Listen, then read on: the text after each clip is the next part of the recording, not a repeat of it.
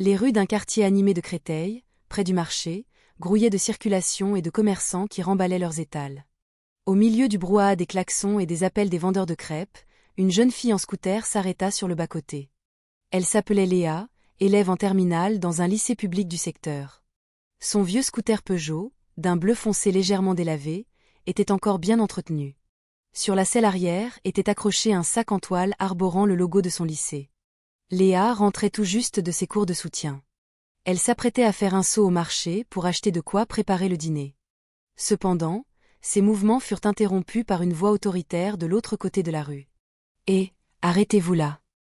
Un agent de la circulation, corpulent et au visage dur, s'approcha d'un livreur de livreaux. Le ton était haut, chargé de pression. Cet agent, le brigadier Marchand, était connu dans le quartier pour être procédurier et souvent arrogant avec les petits usagers de la route. Léa jeta un œil distrait.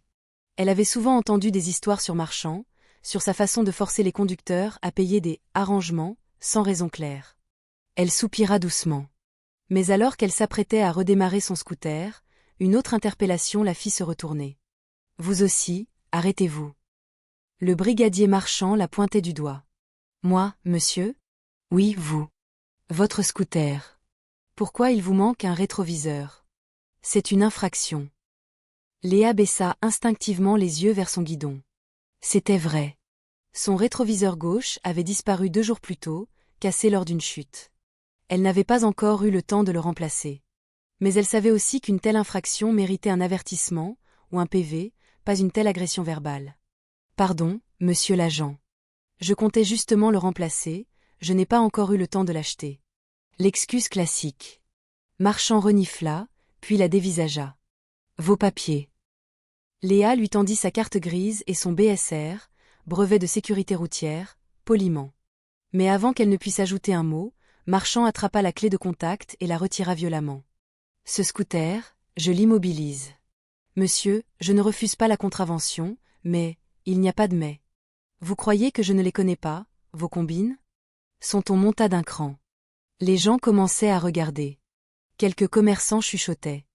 C'est encore Marchand. Léa tenta de rester calme. « Je voulais juste récupérer des courses. Je paierai l'amende conformément à la loi. » Mais Marchand la fixa avec un sourire en coin. « Tu veux que ce soit simple ? Si tu veux régler ça rapidement, donne-moi 200 € et c'est fini. » Le visage de Léa se tendit immédiatement. « Pardon, monsieur. Je suis encore lycéenne. Je n'ai pas cette somme. Et même si je l'avais, je préfère suivre la procédure légale. » Marchand eut un petit rire. « Tu joues les saintes nitouches. Ils disent tous ça, mais à la fin, ils paient. » Son ton était cynique. Il la toisa de haut en bas, des vêtements d'adolescente simple, des baskets usées, un visage sans maquillage. Dans son esprit, cette fille était une proie facile. « Bon, arrête ton cinéma. Je te garde ici, jusqu'à ce que tu aies réfléchi. » Il poussa le scooter sur le trottoir et alluma une cigarette. Léa resta silencieuse.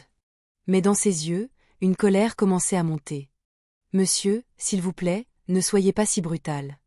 Je ne suis qu'une lycéenne. » Marchand lui souffla la fumée au visage. « Lycéenne.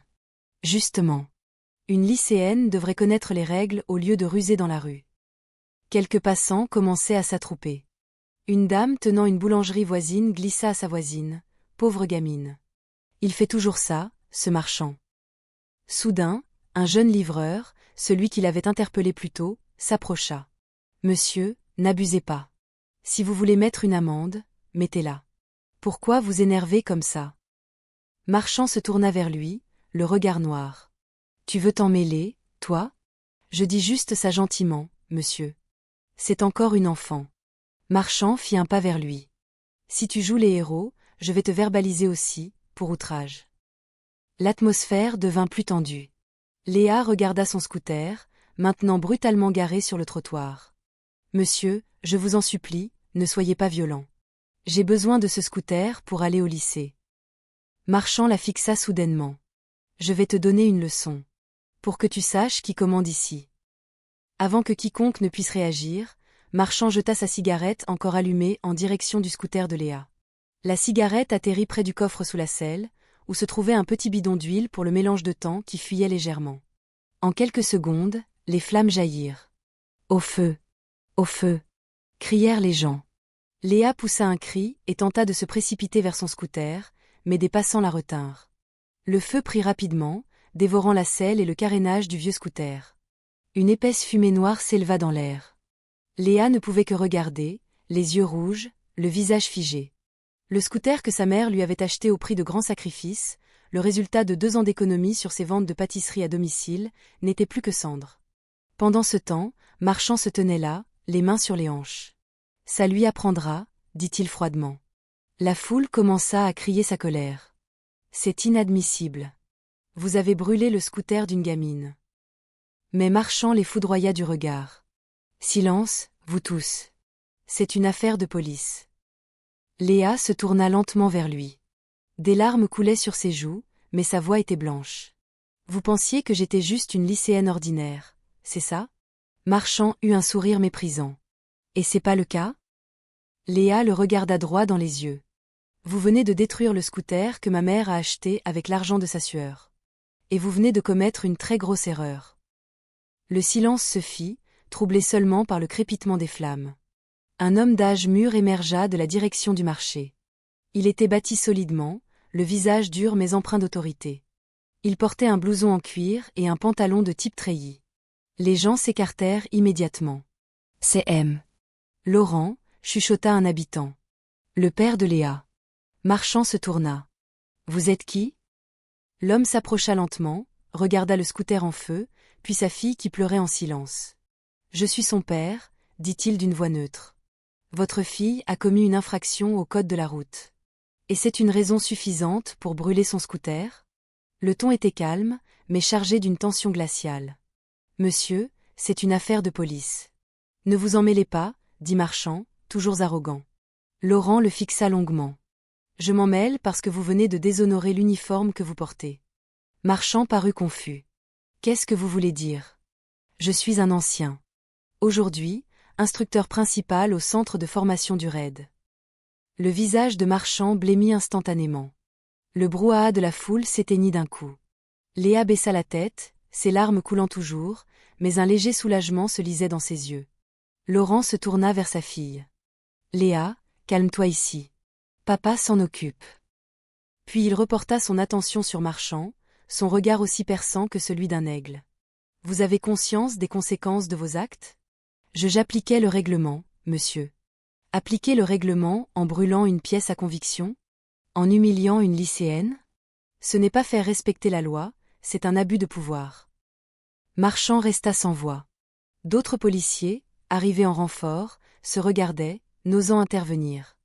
Laurent s'approcha lentement de Marchand et dit, d'une voix basse mais ferme, « Retirez votre insigne. Dès ce soir, je signale votre conduite directement à l'IGPN. » Marchand baissa la tête, le visage livide. « Monsieur, je vous en prie, pardonnez-moi. J'ai perdu le contrôle. Vos excuses ne ramèneront pas le scooter de ma fille. Mais je peux encore vous apprendre le sens du mot « responsabilité ». Léa regardait son père avec un mélange de fierté et d'émotion. Mais l'histoire ne s'arrêta pas ce soir-là. Après que les autres agents eurent emmené Marchand au commissariat, Laurent et Léa étaient assis sur le balcon de leur appartement. Le vent du soir soufflait doucement. « Tu tiens le coup, ma chérie ?» demanda doucement Laurent. « Je tiens, papa. Ça fait juste mal de voir des gens abuser de leur pouvoir comme ça. » Laurent esquissa un sourire. « Parfois, la justice ne triomphe pas immédiatement. Mais tant que tu restes sur le droit chemin, le temps te donnera raison. » Léa hocha la tête. Dans ses yeux brillait une nouvelle détermination. « Je ne vais pas me taire, papa. Je veux aider à porter plainte, pour que les gens comme lui ne puissent plus agir impunément. » Et ce fut le début du parcours de Léa.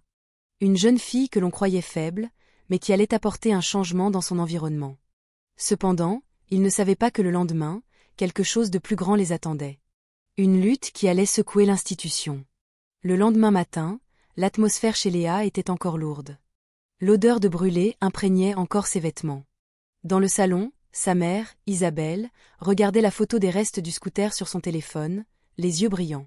« C'était notre seul véhicule, Léa », dit-elle d'une voix faible mais tremblante. C'était 2 ans de vente de gâteaux.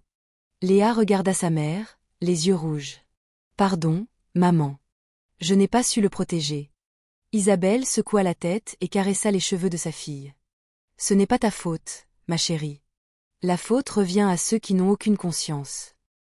Laurent, qui sortait de sa chambre, tenait un dossier brun. Il était habillé impeccablement. Son visage était calme, mais ses yeux trahissaient une colère profonde. Nous n'allons pas rester silencieux, dit-il. J'ai déjà rassemblé des preuves et les vidéos des témoins. 3 personnes sont prêtes à témoigner. Léa regarda son père avec admiration. Vraiment, papa? Oui. Et cet après-midi, nous allons à la direction zonale de l'IGPN. Mais leur trajet ne fut pas simple. Lorsque leur voiture traversa la rue du marché, plusieurs personnes les observaient de loin. 2 hommes en civil sur une moto, casque sombre, les suivaient. Laurent les vit dans le rétroviseur. Il reconnut le style. Des hommes de main, Léa. Ne te retourne pas. Reste calme. Léa hocha la tête, mais elle sentait la tension dans l'air. Arrivée au siège de l'IGPN, l'ambiance était stricte et officielle. L'agent à l'accueil reconnut Laurent. Bonjour, commandant Laurent. Une déposition? Oui. Concernant l'agent brigadier Marchand, du commissariat local. Pour faute grave et abus de pouvoir. L'agent acquiesça et les fit entrer. Léa s'assit dans la salle d'attente. Ses mains tremblaient légèrement. Elle n'était jamais entrée dans un tel endroit. Mais cette fois, elle ne venait pas en victime silencieuse. Peu après, ils furent appelés dans un bureau d'enquête. 2 officiers de l'IGPN les écoutèrent avec sérieux. Laurent leur remit une clé USB contenant les vidéos des témoins et les photos du scooter calciné. Voici les preuves visuelles, dit-il fermement. Et voici 3 témoins, prêts à faire une déposition écrite. L'un des enquêteurs, le commandant Vidal, regarda son écran. Son visage se durcit. C'est une violation extrêmement grave, monsieur Laurent. Il n'a pas seulement enfreint le code de déontologie, il a commis un acte criminel de destruction de biens privés. Léa prit son courage à 2 mains pour parler. Monsieur, je veux juste que justice soit faite. Je ne veux pas que des gens comme lui fassent du mal à d'autres personnes. Vidal la regarda et esquissa un sourire. Vous êtes courageuse, mademoiselle. Peu de gens osent aller aussi loin. Le soir même, la nouvelle de l'incident commença à se répandre sur les réseaux sociaux. La vidéo filmée par un témoin, montrant le brigadier Marchand mettant le feu au scooter d'une lycéenne, devint virale en quelques heures.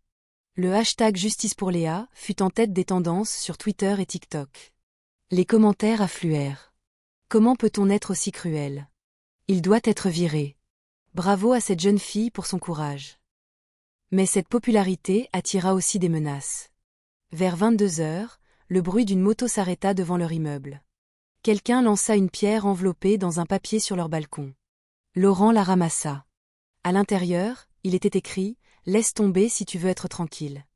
Ne cherche pas les problèmes. » Isabelle prit peur. « Laurent, ça devient dangereux. »« Calme-toi, » répondit Laurent. « J'ai déjà demandé à d'anciens collègues du raid de faire des rondes ce soir. » Léa resta silencieuse. Elle savait que sa vie avait changé depuis ce jour. Mais étrangement, la peur se transformait lentement en détermination. « S'il pense que je vais reculer, il se trompe, » murmura-t-elle. 2 jours plus tard, le conseil de discipline interne fut convoqué. Marchand arriva en uniforme complet, le visage baissé. Il n'avait plus rien de l'homme arrogant qu'il était. Dans la salle, Léa et Laurent étaient assis aux places des témoins. Le président du conseil, un commissaire divisionnaire à la voix grave, ouvrit le dossier. Brigadier Marchand. Sur la base des preuves vidéo et des témoignages, vous êtes reconnu coupable d'abus de pouvoir, d'intimidation envers un civil et de destruction de biens privés. Avez-vous quelque chose à dire pour votre défense? Marchand se leva. Sa voix était faible, éraillée. J'ai commis une erreur impardonnable, mon commandant. Je demande une chance de me racheter. Léa le fixa longuement. Dans ses yeux, il n'y avait pas de haine, seulement de la déception. Lorsqu'on lui donna la parole, elle dit doucement « Vous savez, monsieur, ce scooter n'était pas juste un moyen de transport.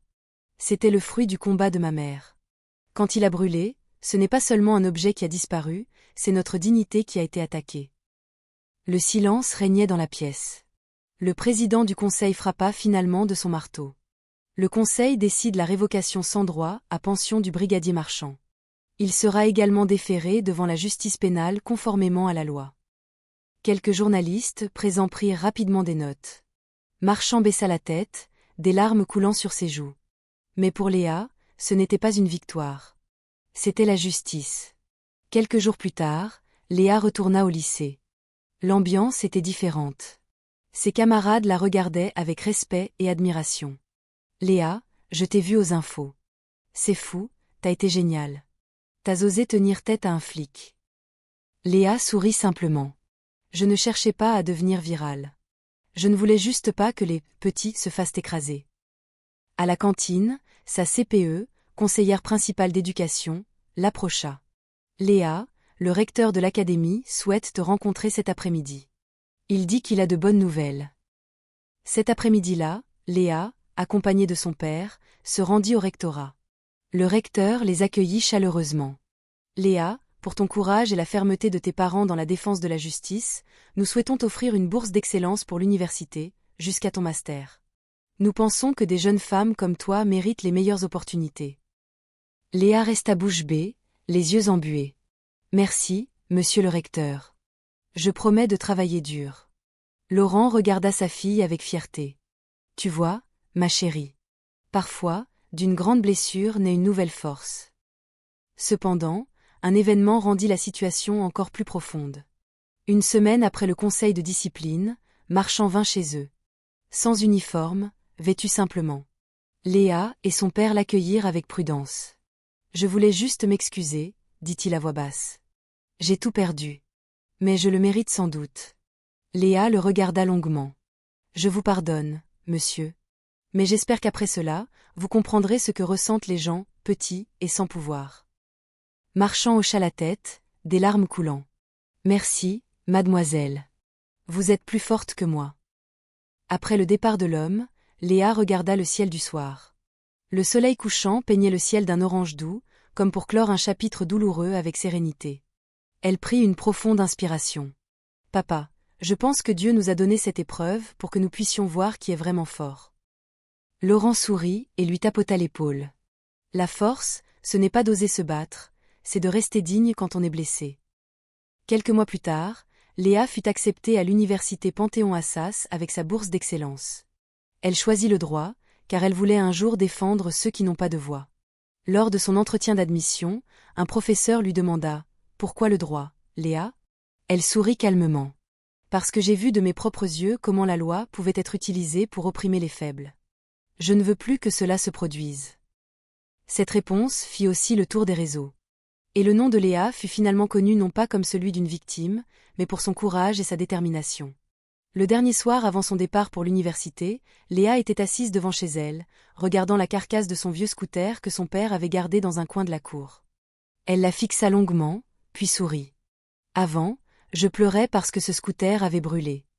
Maintenant, je suis reconnaissante, car c'est de là que tout a changé. Le vent du soir soufflait doucement. On entendit la voix de Laurent depuis l'intérieur. Léa, à table. Maman a préparé ton hachis parmentier préféré. J'arrive, papa. Répondit-elle en riant. Léa leva les yeux vers le ciel qui s'assombrissait. Dans son cœur, elle avait la conviction profonde que la vérité, à la fin, trouve toujours son chemin. L'histoire de Léa devint une inspiration dans de nombreux lycées. Son nom fut cité dans des séminaires sur le courage civique. Sa vidéo fut repartagée avec la légende « Ne sous-estimez jamais une lycéenne qui connaît ses droits ». Près de 6 mois s'étaient écoulés depuis l'incident. Le nom de Léa Laurent revenait souvent. Parfois aux informations, parfois dans des invitations à des conférences sur l'engagement de la jeunesse. Mais derrière cette notoriété, Léa sentait que sa vie n'était plus la même. Au lycée, avant son départ, certains l'admiraient, mais d'autres étaient cyniques. Elle doit être contente d'être virale, chuchotait-on. On dirait une star de TikTok maintenant. Léa faisait semblant de ne pas entendre, mais cela la blessait. Elle n'avait pas cherché la célébrité. Seulement la justice. Un soir, elle rentrait seule en marchant près d'une voie ferrée. Le vent sentait la poussière. Soudain, une moto s'arrêta devant elle. 2 hommes en blouson noir descendirent, le visage masqué. « C'est toi, Léa ? » ?»« Oui. »« Qu'est-ce qu'il y a ?» Sans un mot, l'un d'eux tira violemment son sac. Léa tomba au sol. « Lâchez-moi » cria-t-elle. Mais alors que l'un d'eux levait la main pour la frapper, une voix retentit au loin. Arrêtez. Un jeune homme accourait. Théo, un camarade de lycée qui l'admirait en secret depuis longtemps. Il donna un coup de pied à l'un des agresseurs et réussit à récupérer le sac de Léa. Les deux hommes s'enfuirent. Tu n'as rien? Quelques éraflures. Ça va. Théo aida Léa à se relever, tous deux essoufflés. Je ne crois pas que c'étaient des voleurs ordinaires, dit Théo. C'était comme s'ils t'en voulaient personnellement. Léa resta silencieuse. Elle savait que même si Marchand avait été révoqué, certains n'appréciaient pas son courage. C'est peut-être le prix à payer, se dit-elle. Quelques jours plus tard, Léa obtint son baccalauréat avec mention très bien. Lors de la cérémonie de remise des diplômes, le proviseur l'appela pour recevoir une distinction spéciale, le prix de l'intégrité morale et du courage civique. Les applaudissements résonnèrent. Léa monta sur scène, acceptant le prix les yeux brillants. Dans la foule, elle vit son père et sa mère, debout, souriants et fiers. Mais alors que les projecteurs l'éclairaient, une pensée lui vint, la justice ne s'arrête pas à un seul cas. Une fois entrée à l'université à Paris, Léa devint active dans les associations. Elle choisit la clinique juridique de la faculté, un endroit où les étudiants en droit apprennent à aider les citoyens démunis face à la justice. Elle y rencontra sa professeure, Madame Dubois, une avocate renommée qui avait souvent traité des affaires d'abus de pouvoir. « Je vous connais, Léa », dit Madame Dubois avec un sourire doux. « Votre histoire au lycée a inspiré beaucoup de monde. » « Merci, madame. Mais j'ai encore tout à apprendre. » « C'est bien. Car le courage sans la connaissance est dangereux. Mais le courage avec la connaissance, c'est une véritable force. » Ces mots restèrent gravés en Léa. Quelques mois passèrent. Léa commença à aller sur le terrain. L'un de ses premiers cas fut celui de Monsieur Antoine, un petit maraîcher de marché accusé à tort d'avoir une installation électrique non conforme par un agent d'Enedis, visiblement poussé par un voisin influent. Léa et son équipe se rendirent chez lui, dans une petite rue près de Rungis. « Monsieur, puis-je voir l'avis que vous avez reçu ? » ?»« Tenez, mademoiselle. » »« Mais je n'y comprends rien. » Léa lut rapidement le document. « Ce courrier est un vice de procédure. Il manque la signature de l'inspecteur assermenté. C'est une tentative d'intimidation. » Le soir même, Léa rédigea un rapport complet et l'envoya au service juridique d'Enedis, où elle avait un contact de stage. Quelques jours plus tard, l'affaire fut classée et M. Antoine innocenté. Cette nouvelle ne devint pas virale, mais pour Léa, elle avait beaucoup plus de valeur. « C'est différent, madame, » dit-elle un jour à Madame Dubois. « Avant, je me battais parce que j'étais la victime. Maintenant, je me bats parce que je sais que beaucoup de gens n'ont pas la force que j'ai eue à ce moment-là. Et c'est la preuve, » répondit Madame Dubois, « que vous devenez une véritable avocate.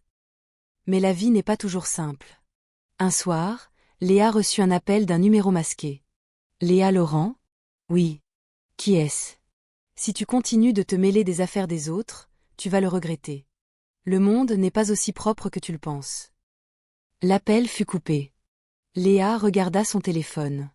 Ses mains tremblaient, mais son visage resta calme. Elle regarda la photo de sa famille sur son bureau et murmura « Je ne reculerai pas ». Quelques semaines plus tard, elle fut invitée comme conférencière à un événement sur le campus, intitulé « Droit et éthique de la nouvelle génération ». Sur scène, Léa commença son discours sans notes. « Avant, j'étais une lycéenne ordinaire. Je pensais que la loi était l'affaire des adultes. Jusqu'au jour où j'ai vu comment on pouvait l'utiliser pour opprimer, et non pour protéger. Mais j'ai appris de cela. La loi n'est forte que si des gens sont prêts à la défendre avec un cœur juste.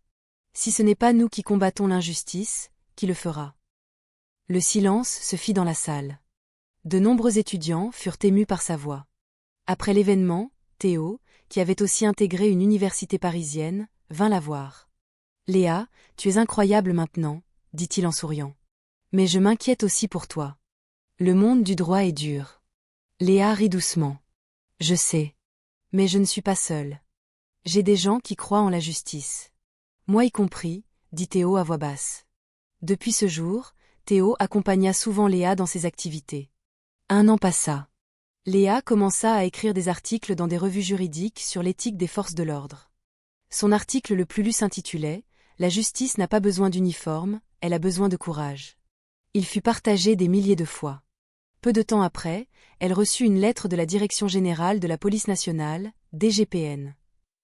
Nous souhaitons inviter mademoiselle Léa Laurent en tant qu'intervenante lors de la prochaine session de formation à l'École nationale supérieure de la police. Léa resta silencieuse en lisant la lettre. Papa, dit-elle à son père au téléphone, je suis invitée à l'école des officiers de police. Laurent marqua une pause, puis sourit. Tu vois, ma chérie. Avant, tu combattais une injustice dans la rue. Maintenant, tu leur enseignes la justice. Le jour de la formation arriva. Léa se tenait devant des dizaines de jeunes élèves officiers. Je ne viens pas ici pour accuser, commença-t-elle calmement. Je viens pour rappeler.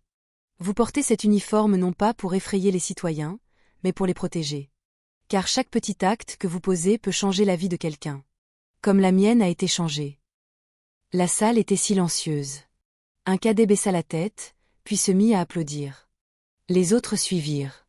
Le soir, après l'événement, un commissaire divisionnaire s'approcha d'elle. Merci, mademoiselle. Vous nous avez rappelé à tous le sens premier de notre mission. Protéger et servir. Quelques mois plus tard, Léa reçut une distinction du ministère de la Justice pour son engagement dans l'éducation au droit. Elle monta sur scène. Les flashs crépitaient. Lors de son discours, Léa déclara « Je n'étais qu'une lycéenne ordinaire qui a perdu son scooter. Mais de cette perte, j'ai trouvé quelque chose de bien plus grand.